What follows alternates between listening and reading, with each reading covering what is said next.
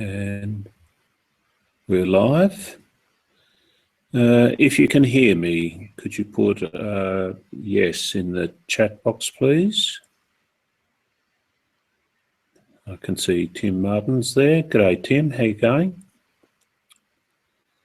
If you're getting audio, can you put a yes in the chat box?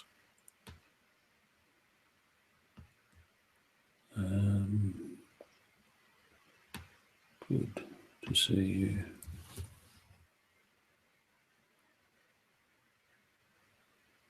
Okay, we'll just wait a minute. I think some people will come in.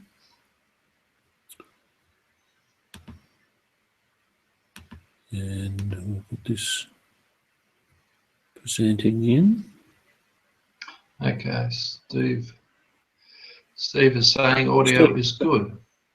G'day, Steve. How you going? Thanks for that. And we've got about a minute to go before we kick off. So...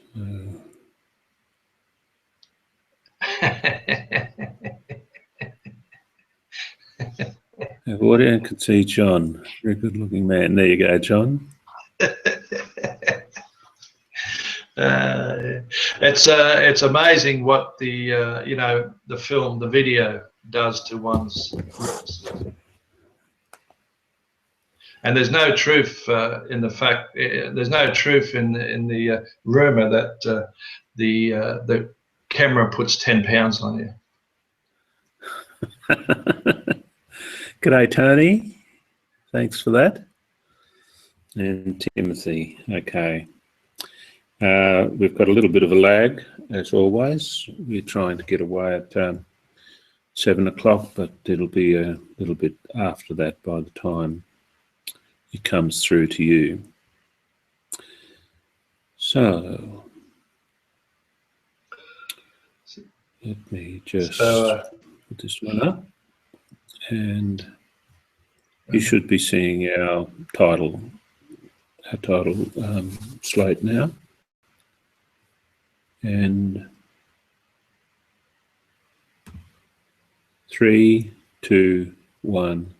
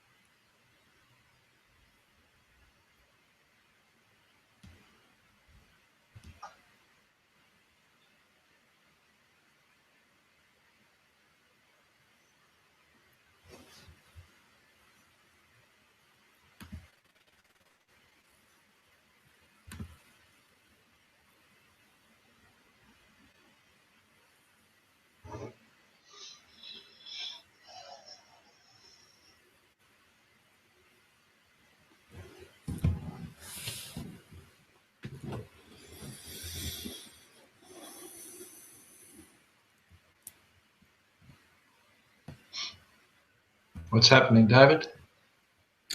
No, we haven't got we've got audio going out, but not the picture. Sorry about that. Oh, I can't hear it. Oh, you can't hear it? No.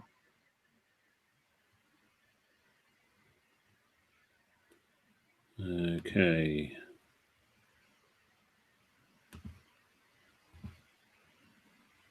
Let me know. Yeah. Okay, and it just crashed my system actually. So Okay. I'll just be we don't need to reboot. Sorry.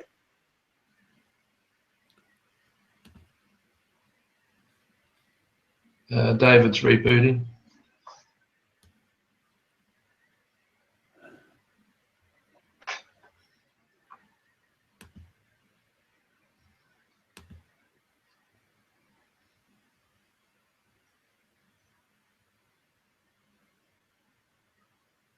Okay.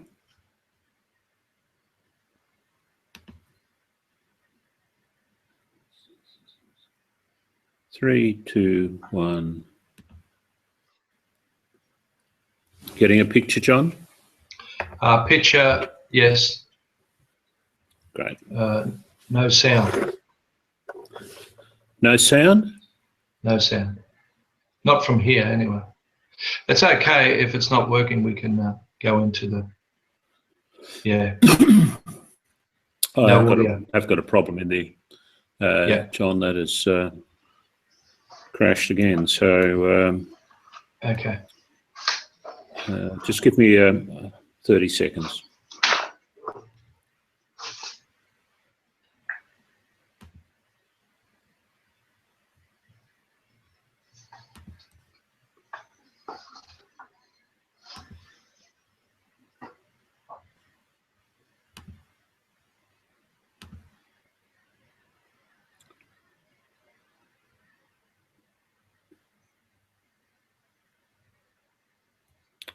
I'm back. My apologies there, everyone. We're still not getting my picture by the look of it. Just one sec. I'm going to go right out, John, and come back in. So sorry about this, everyone. I'm going to have to come back in. So you may have to click back in a minute or so.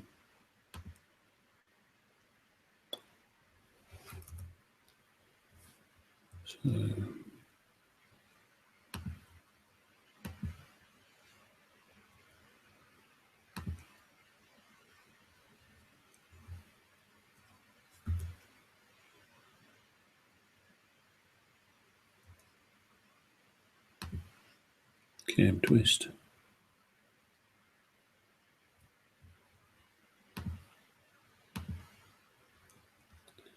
That won't work without blinks.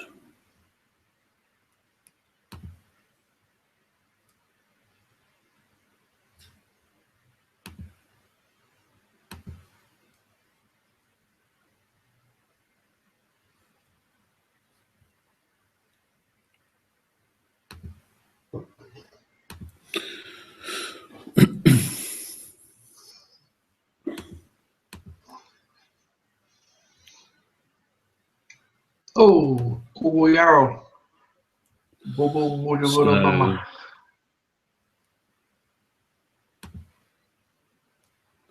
Okay, there he is. That's that Can you old man. see me? Yeah. Okay. There's still a gremlin in the system, but take your word for it there, John. Good evening, everyone. Sorry about that. We're 6 minutes in and having some technicals. So great to see you here, Timothy, Tony, Lorinda. There's a few others up the list there too. Felicity. Felicity. Yeah. Tony. G'day, everyone. That's a great roll-up. How you going, John? I'm well, thank you. Yala ngayon Okay. ko jawang gara, ngayon ko yalan je bama, ngayon ko bori garan ja, ngayon bonda da gana da munbo bobongo. Welcome to all my friends. Good to be back, and thank you very much for tuning in. Okay. So we're in the second episode of The Fires the Ancestors Are Burning, and thanks for joining us, everyone. I'm just still gathering a few things together at this end after we've had a couple of crashes this afternoon for some reason. So as you know, this is a 6-part series. We're into the second episode now, and we're looking to make it as interactive as possible as we go. Just before we do that, I want to say a thank you to folks who have dropped me an email through the week. Really appreciate the things you've got to say, and also given us some feedback to help to improve the things that we're trying to do here. So, John, is there anything you want to add before we move into this week's story and storyboard? John? No, I think we can just move along, I think. We'll move straight in. Okay. I'm going to put up the white clouds upon the water. So, and is everyone seeing that now? Okay, John? Okay, so I'm not on screen? No. No, we've got No, the that's good. storyboard on screen. Good. Yeah, I can see that quite clear, actually. This board's entitled White Clouds Upon the Water, to invoke the imagery of the British imperialist tall ships sailing down the east coast of Australia. Many years went by after Gubity had left cautioning the people to remain by the fire and keep their culture strong. And the people heeded Gubity's teachings, until one day the people began to hear strange noises at night and noticed the food animals were getting scarce. The people soon realized it was Wurrumbull, the flesh eater. He had the body of a man, the wings of a flying fox, large pointy ears, and teeth like a dog. One day, just at dusk, a young boy wandered off into the scrub to look for his father, who was out hunting. The boy became lost, and it was soon dark. The frightened people called out to him, and then they heard the terrible whooshing sound of Wurrumbull coming. Wurrumbull had heard the boy's cries and swooped down and snatched him up. And then the night fell very silent. Next day, a hunter was climbing a tree looking for honey. He looked up the gorge and, to his horror, saw Wurrumbull standing below the cliff devouring the young boy. Wurrumbull now had a taste for humans and would swoop down at night and snatch away anyone who strayed too far from the safety of the campfire. In 1770, James Cook of the British Imperial Forces landed in the home of the Eora people, now known as Botany Bay, and claimed possession of the east coast of Australia for Britain under the doctrine of terra nullius. According to the international law of Europe in the late 18th century, there were only three ways that Britain could take possession of another country. One, if the country was uninhabited, Britain could claim and settle that country. In this case, it could claim ownership of the land. Two, if the country was already inhabited, Britain could ask for permission from the indigenous people to use some of the land. In this case, Britain could purchase land for its own use, but it could not steal the land of the indigenous people. Three, if the country was inhabited, Britain could take over the country by invasion and conquest. In other words, defeat that country in war.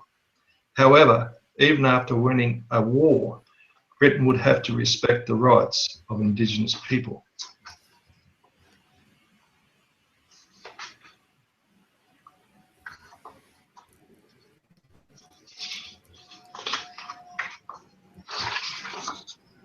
From the time of Cook's arrival, British imperialist forces acted as if our ancestors' country were uninhabited. So instead of admitting that it was invading the land belonging to our ancestors, Britain acted as if it was settling an empty land. And this is what is meant by the myth of terra nullius, in spite of knowing full well it was very much inhabited. The establishment of a penal colony in our ancestors' country by Arthur Phillip in 1788 had its origins in the rapid transformation of British society, experienced in the period after 1750. Having been forced from their lands, people sought employment in the new industrial cities of the British Empire. In the 50 years after 1750, the British population increased by a third, unemployment became rife. Those that had a job worked long hours in dirty and often dangerous factory jobs. Working class living conditions were such that the death rate was high in some cases, in some areas reaching 50% of all children under the age of 5. Crime, excessive drinking, and social disruption were the main features of the lives of those deemed to be at the bottom of the rung. Brutality, mistrust, and alienation stemmed from broken family lives and dismal social and economic environments. With the invasion, occupation, and colonisation of First Peoples country, many things were introduced into the circle of our peoples. Many of those who came in the name of king and country turned a blind eye and a deaf ear to our ancestors and brought with them many sicknesses like alcohol, greed, brutality, and many diseases. Whilst our ancestors fought hard in defence of homelands and way of life, many lives were lost, and our respective country from time immemorial was savagely and forcibly being overrun. Slowly at first, the circle of our peoples became weak, and some of our peoples began to leave the light of the fire, and the fire began to burn low. The darkness of invasion had come, and the circle of our peoples had become distorted.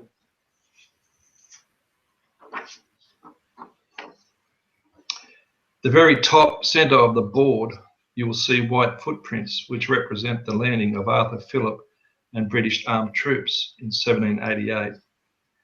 Coming down the centre of the board, we can see the spread of invasion and diseases previously unknown. The red figures and the yellowed circled dots representing poison waterholes.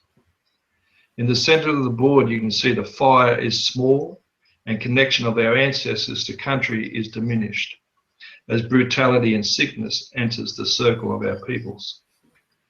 The very bottom, we can see our elders trying to hold back imperialist forces. We also see an image of a mountain with the sun sinking down behind them. This is representing the grief, trauma, and entering into a time of spiritual darkness fast befalling our peoples. There have been and continues to be directives, acts and policies imposed upon First Peoples commencing in 1788.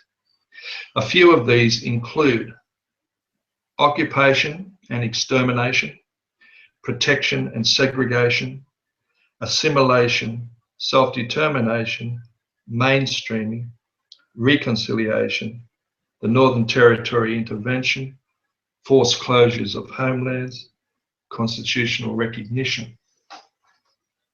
Imperialist values, beliefs and practice include the domination of nature. Everything has a monetary value. The spiritual and physical are divided.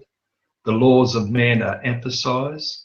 Society is based on the melting pot and the nuclear family roots are forgotten. Education is from mass media and salaried professionals. The people and nature serve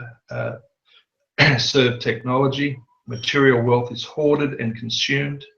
Behavior is competitive. Justice and equality are achieved by legislation. Society is patriarchal. Women are subservient to men. Leaders put themselves above the people. The balance of nature is destroyed. The value system, makeup and social organisation and way of life of the people who had lived relatively peacefully through interconnected and independent laws in their country from time immemorial was to be savagely disrupted and changed forever.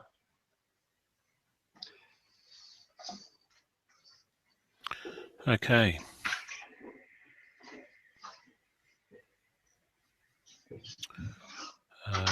just organising a few things here on my screen.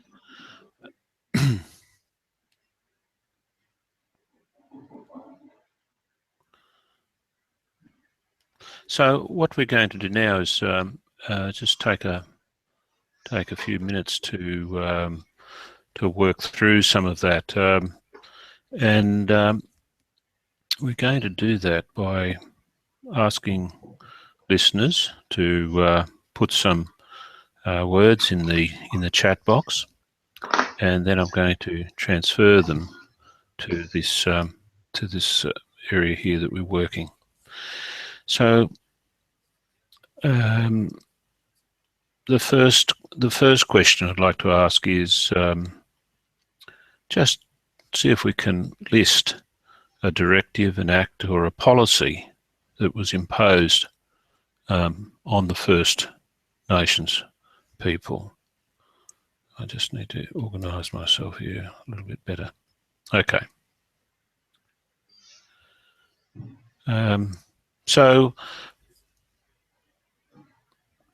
John was talking about quite a few things that there was a list there. Can we just check in, and can I ask you to give us some to list some words, the policies, things that have been imposed on Aboriginal people since invasion or by the colonial forces?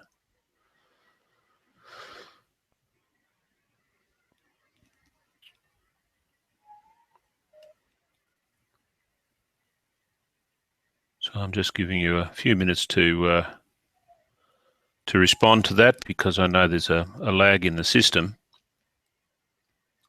But I'll ask the question again. Carol says a simulation.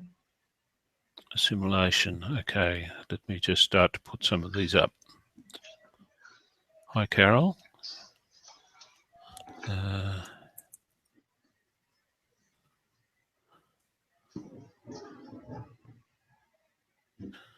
So does anyone else have something that they would like to add in? I'll just make this a list here. Those numbering's not working. Lorinda has stolen taking children. Mm-hmm. Thank you, Lorinda. Sound's gone.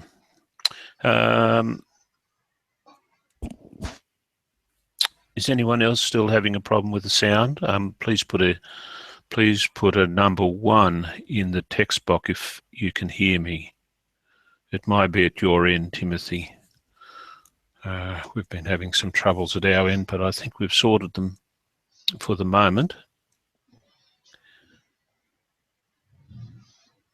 So can I ask you to put a 1 in the checkbox if you can hear me, please? Okay, so it looks like that's at your end, Tim. So let's keep building our list here. Assimilation, taking children.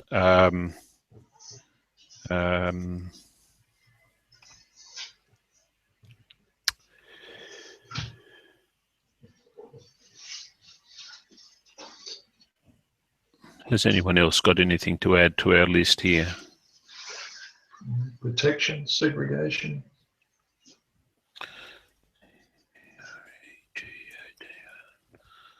That whole thing around the protectors.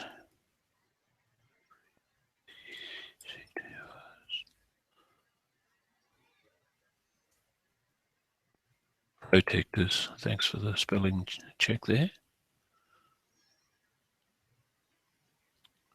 Punishment for speaking languages. Okay.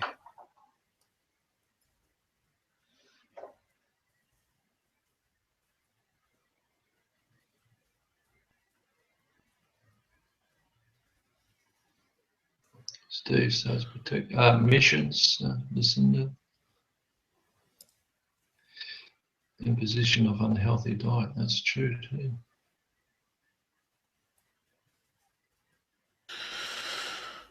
Yes, it was even a part. Excuse me. even apart from the policies, just the fact of bringing the domestic livestock in changed the landscape within years, within only a couple of years, so that the food that had been abundant was no longer so.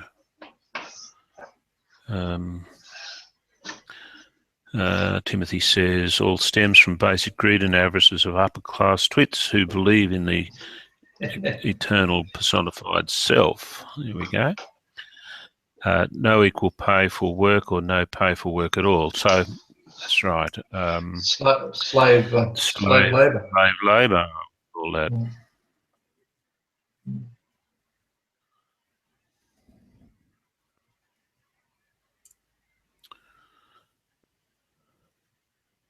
Okay. No voting rights. No voting rights, yes, that's true. Just on the voting, we had an interesting and unusual situation in Australia, in South Australia here, where before Federation, before 1901, Aboriginal men and women actually did have the vote. At Federation, they lost it until, what was it, 1967. Yeah. Carol says, enforcing slavery, girls went homes, became sex slaves and domestics. Mm.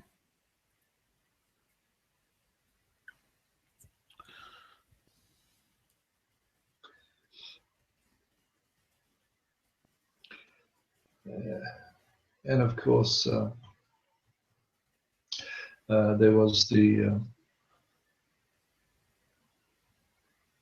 initial directives of extermination or dispersal.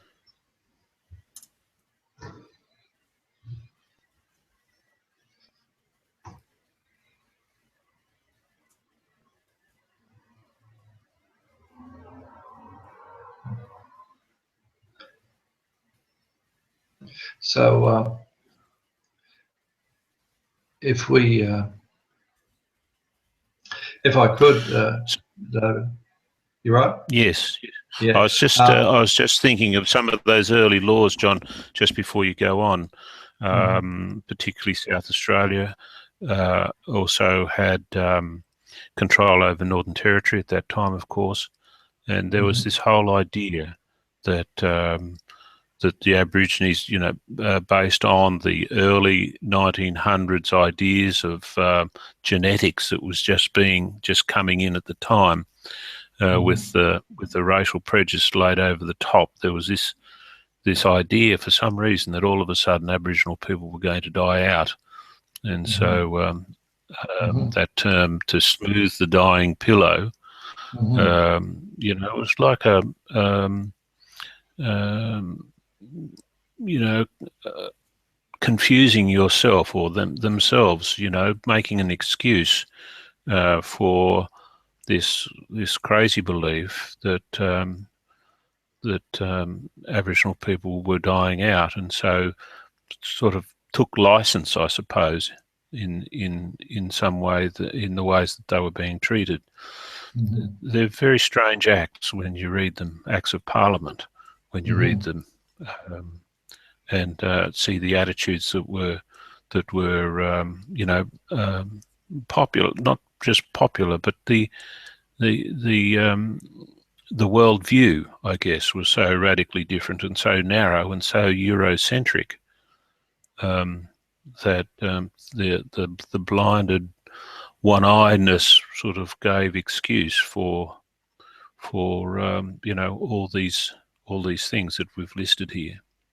Yeah. Thanks, John. Yeah, and I think just going back to Tim's comment as well, you know, this this idea of greed, you know, that continues to march on, and perhaps more so to our regret in the current day and age. Yeah. You know, if I could, David, you know, last week we asked the same questions, and I just want the you know, the people that have tuned in that having come from a harmonious, interconnected, grounded, responsible, complex, a learn by doing spiritual way of life, a lawful way of life.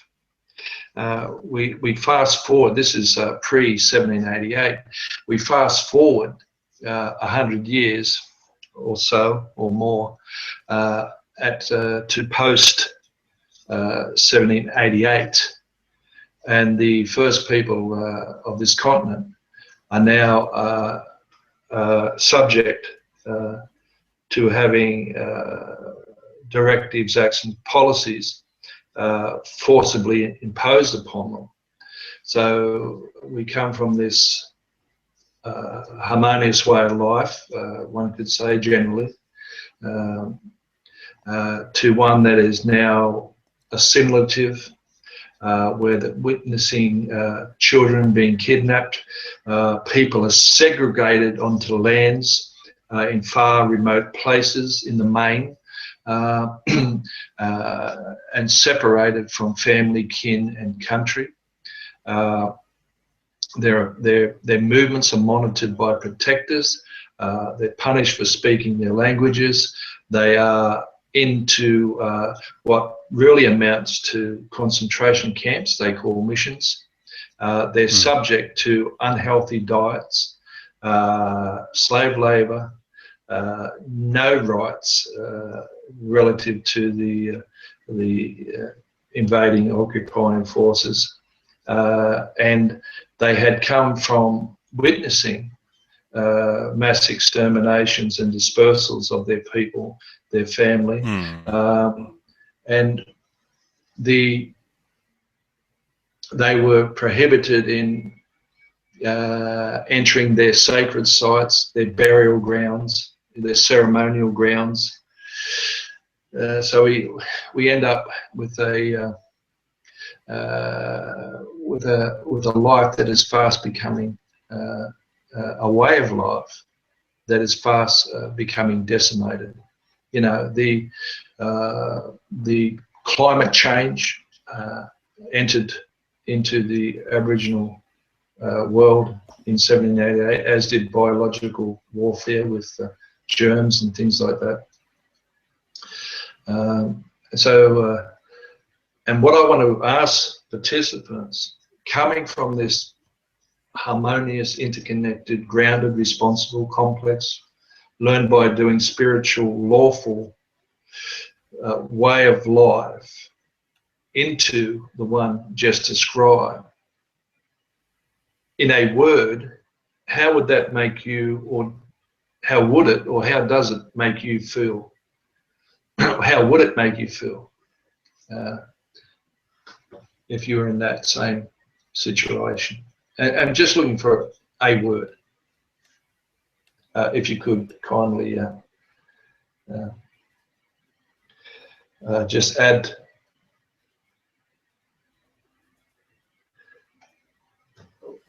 to that. Hopeless. Thank you, Lorinda. So that goes into the present, David.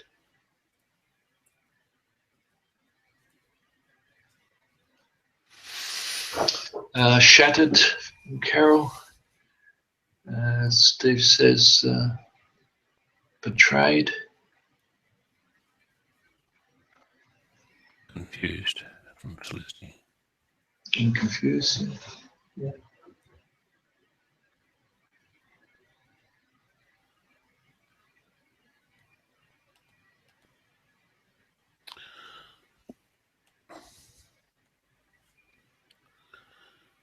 Angry. Yeah. Traumatized.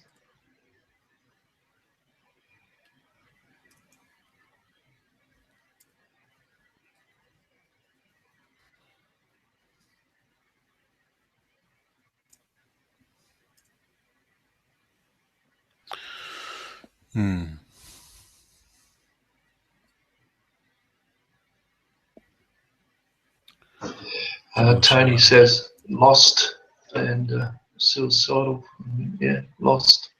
Yeah.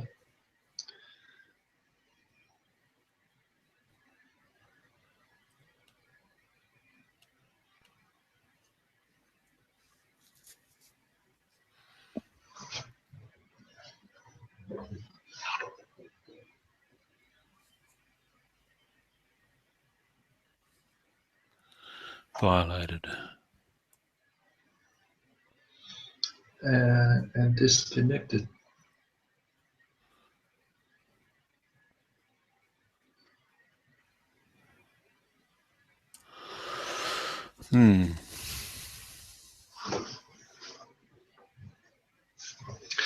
The well, thank you for that. It's we, you know, we don't often give much thought to these things, you know, and when you hear, you know, oh, it'll be all right, and get over it, move along, or the black arm view of history, language that completely negates the experiences of First Peoples experience in relation to invasion, occupation, and the continuing colonization process. Yeah, this and if you look at that, and in the introduction, when I talked about the later half of the 1700s, 18th century England, the very same thing was happening there. The very same brutality was being enacted on people, you know, through Britain, through Ireland. They were incarcerated at overflowing rates, and that's an understatement. You know, the infant mortality rate 50%. The social dysfunctions, etc. The list goes on. Is now being repeated exactly and acted out on our, you know, First Peoples in this country. The thing with violence is that it continues to spiral downward and taking out on those that are seen as lesser than. You know, there's historians and politicians who will tell you that these things didn't really happen, and they create the perception that Australia was peacefully settled. But to be frank, that's the lie. And certainly this presentation is not about blame, and it's not about pointing bones. It's simply expressing and presenting facts that can be researched anywhere. And also from my own personal family history and experience of it. And if we look around today, not a great deal has changed. We see those policies now being turned into closing the community, closing down communities, or the Northern Territory intervention, constitutional recognition. Whilst the perception is that it has widespread support from Aboriginal people, I think you'll find if you research it is a fallacy. It's another thing that's being imposed upon First Nations peoples, rather than inviting First Nations people to determine their own futures. But we will continue this into next week, and we will see how these things come to light. But please be mindful. This is not about blaming or things like that. It's because I don't know that I don't know that that's constructive. I don't think it does any good. I think.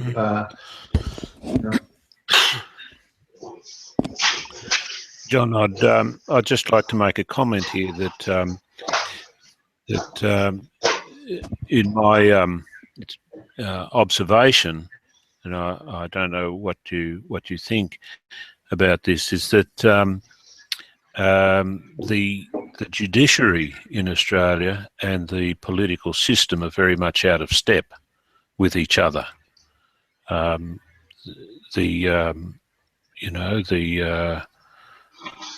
One of the big problems from Terra Nullius was actually, the judiciary rejected that idea at some stage, but it actually hasn't made any major difference to policy. And for all the reports and the inquiries and the changes and the recognition of traditional law alongside of common law, these things actually haven't filtered through in any conversation to where the vast majority of Australians can even talk about these things, because they're not made known. That it's like we have very little understanding of our own law, but we hear a lot from the politicians who we know to be addicted to spin, and I don't mean that in a negative or disparaging way. It's just the way the system works. And when I do research, I'm surprised by two things that keep coming up. And one is that the draconian laws that came out of the attitudes of the invaders and the first colonists is such a surprise to see them against today's attitudes. And the other thing that I'm surprised by is the attempts of improving things in courts in isolated places seem to make no inroads. It's like the inertia that is around these issues really relates back to those, the thinking that was around when the white cloud sailed on the waters that first time when they first came in, And to me, I'm puzzled by that continually. About, well, how do you bring that conversation, into the public arena when there's positive things to talk about and to promote if there was the opportunity to do it, but it seems that there's just such vested interests against having any major change. And what we have seen, from what you were saying earlier on, of this cascade of hopelessness and the being betrayed and all those things, and even within recent times, that momentum seems to be showing no signs of slowing down. And yet there's a public perception that things have improved. I don't understand it. What we see, if you go remote areas and have a look and talk to people, it doesn't bear any relationship to what we're hearing about in the media. If you read the media, it doesn't reflect what's actually happening. No. So it's a difficult area, because all these things that we've listed here about the hopelessness, the feeling shattered and betrayed and confused and angry, and so on and so forth. And that's not anywhere near a comprehensive list. You know, there's really no evidence that is really changing to any marked degree, and that the difference in worldviews that were here right at the beginning of European invasion, that worldview is still the same, because it's such a radically different worldview from the Western European one, that the difference is so great that you know, that there is a difference becomes invisible, if that makes any sense. Yeah, well, you know, it really comes down to being truthful. Yes. Yeah, and and something that successive colonial and current governments, I still call them colonial, because their mindset to me is still essentially a colonial mindset. It is, yeah. You know, and I think, again, going back to Timothy's comment about avarice and greed and things like that, I mean, that's a thing that goes back centuries, and you know, imperialism, capitalism, all those kinds of things, and you know, I think that the lie has been going for so long that people, politicians, find it hard. Not, you know, generally most people you meet certainly don't think, and a lot are very, very well informed, and think nowhere like the government thinks. But you know, and that's where I think, you know, we have to invest our time in sitting down with each other and talking Yes. things through. And you know, I think change will only come through a change of mind. And, yes. really, and to do it peacefully. I mean, you sit down and we talk and we have conversations, you know. Well, that's the only way it can happen. It can't happen by conflict, because it's not possible to adopt or understand another person's frame of mind or worldview if you're in conflict with them. It just can't happen. It's not that it would be bad or anything like that. It's that it can't happen. It's there's no way that you can be in conflict with someone and be at the same time be, you know, sensitive and listening in a way that allows you to understand their worldview.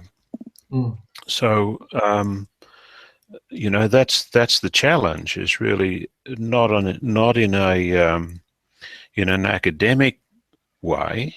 And I mean, we've got systemic problems here where we're sort of imposing an academic style of system with most of the representatives for you know, people who speak for Aboriginal people, you know, are not in a position where they actually have a constituency to do that.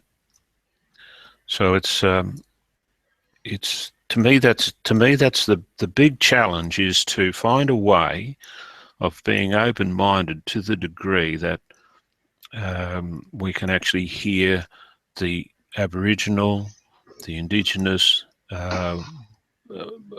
worldview, and not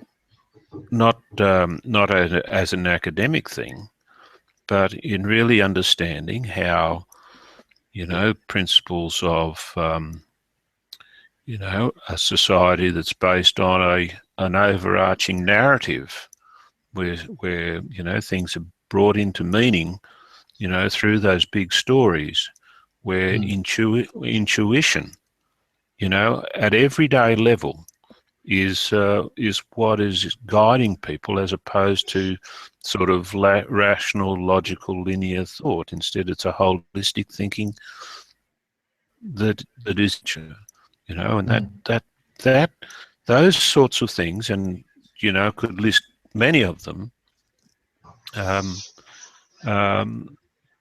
belong to the genius of human development, if you like. And it's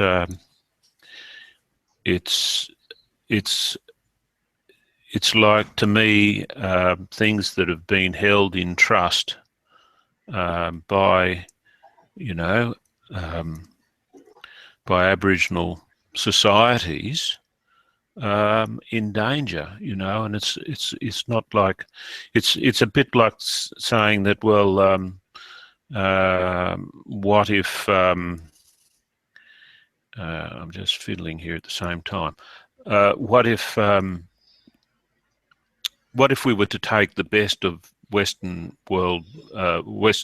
society and ban it, and sort of imprison people if they were to use technology, say, or if you were seen to drive a car, you'd be in jail, or if you went to set up a business, along corporate lines, you would be penalised for that. Well, what has actually happened has been in reverse, and Aboriginal societies have been penalised for thinking holistically, for developing societies where care for sick and aged fell to everyone, and the supply of resources was organised in such a way that they were given preferential treatment. That if you want to go hunting, you actually from the earliest age have developed an intuitive knowledge of how to go about that, supported by learning by doing your whole life long. And that is enormously powerful way of being, and we could in fact look at every society. We could do the same with Asian societies or African societies, and in every place we would find that there has been some genius that has been expressed through those people. Well, early European societies too. We're all tribes once. That's right.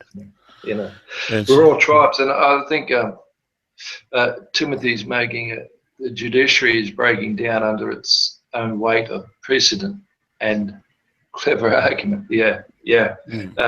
Way too clever. But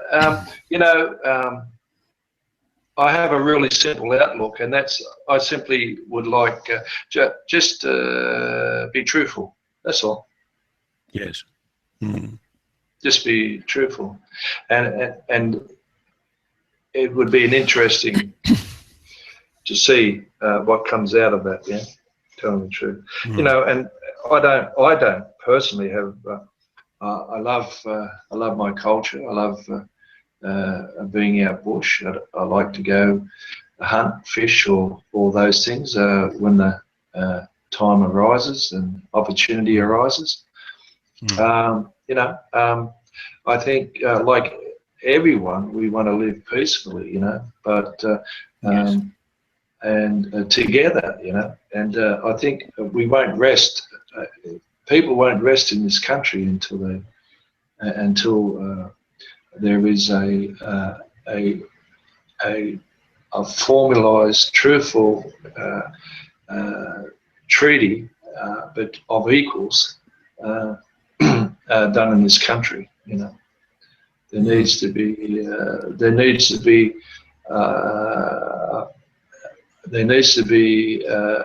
the unfinished business of this country continues, and it still needs to be addressed.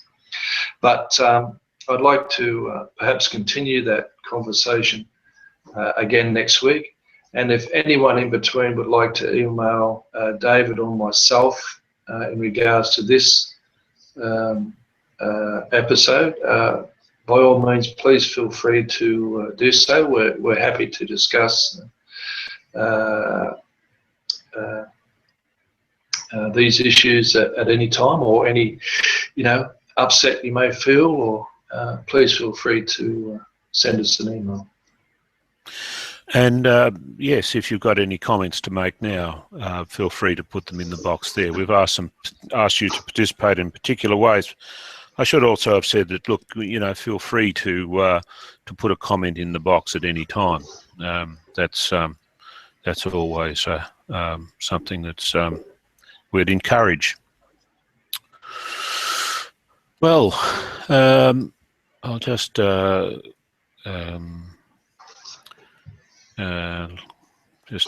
wait a few moments to see if anyone else has anything to say before we sort of start to wind up for this evening, since it does take a while between our broadcast time and you actually see it there. John, is there anything else that you wanted to say? Not today. Not today.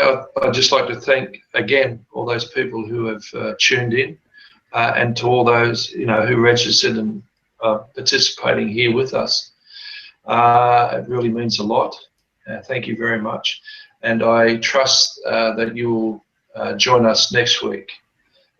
Next week we will look at the storyboard entitled Alienation, or Alien Nation, or Alienation, next week, and be looking at some impacts and effects.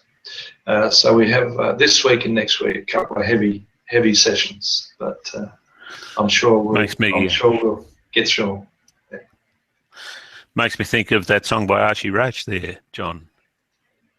What is it? Alien Invasion. That's the one. Yeah. Okay. Yeah. Now we've got a couple of comments coming in here.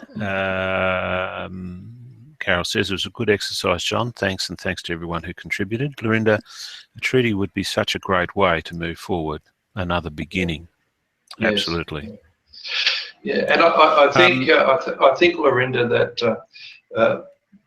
the treaty. I think we need to. A treaty is something so much more than simply having an agreement over something, or entering into a business agreement. And you may already know that a treaty, by its nature, needs to be one between two equals, because we First Peoples in this country do not have any power in relation to any negotiation that goes on. You either, even though the perception is created that there is, that's in my experience, that's simply not the case. At the end of the day, you're faced with, well, you either accept this or it's our way or the highway, basically. So absolutely, I agree with you. There needs to be a treaty, and it needs to be a treaty between two equals. And it would be, I mean, I think a beginning, and developing constructive and creative relationships. I think that would be a good thing.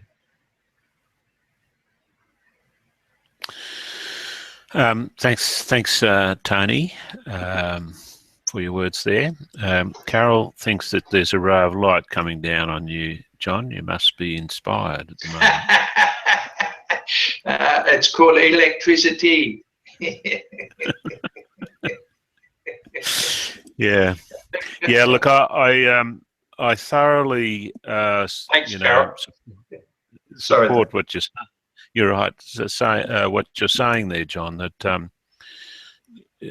having had the opportunity to see how some of these inquiries and consultations play out in practice, and most of my experience has been my direct experience has been restricted to APY lands in South Australia, where what prompts the consultation, so-called, what prompts the investigation is actually interests not from within the community, but vested interests from outside, and continually, reasonable-minded people simply wouldn't accept, the way those things are conducted. And I'm talking about, the way local government is done, the way mining or government comes in, preparation for mining companies, and whose interests are they looking after? And you're absolutely right. There's no equality there, and that doesn't even seem to be a consideration. Yeah, it's if you see the governments who push hard on family violence, and rightly so, but the same power relationship of abuse is used upon First Nations people. The same imbalance of power relationship. Yeah. Okay, well, we could keep on talking, but we're coming up to the hour, and so thanks again, John, for your presentation, your storyboard. We're looking towards number 3, looking forward towards the presentation, though understanding it's a difficult one.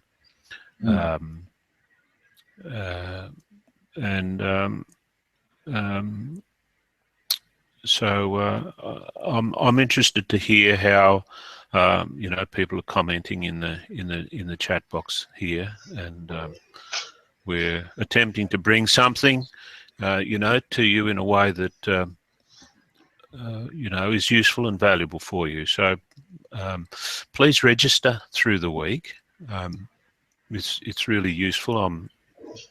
I'm encouraging you to do that, because it allows us to, send the reminders and so forth, and helping build our community here who's involved in this conversation. We'd like to see it go wide and far, and just engage people to talk about it, because invariably when the facts are presented in a truthful way, there's a shift in perception, and that's what we want to see happen. So thanks again, John. You're welcome, and thank you all, Lorinda, Carol, Tony, Steve, Felicity, Timothy. I trust I've not left anyone out, and David. Yes. Yeah, thank you. Oh yeah. You're welcome, John. I'm going to attempt to avoid any gremlins in the system, and get our. We're still developing some systems here to. It's a bit like a juggling act at the moment, but I'm having a lot of fun with it, as well as valuing the process that we're going through. So thanks for bearing with us. We hope you enjoy it, and looking forward to seeing you next time. Good night, everyone. And we'll stop.